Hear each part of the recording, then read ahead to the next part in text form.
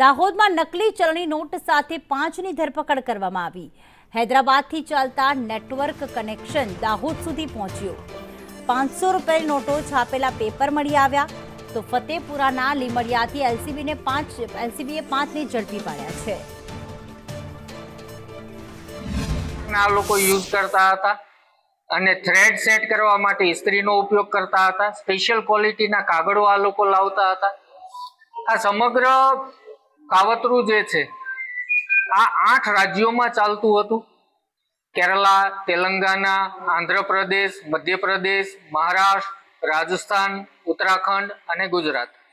મોટાભાગે આ હુસેન પીરા અને એની ગેંગ આદિવાસી વિસ્તારોને, ગ્રામીણ વિસ્તારોને ટાર્ગેટ કરતી હતી।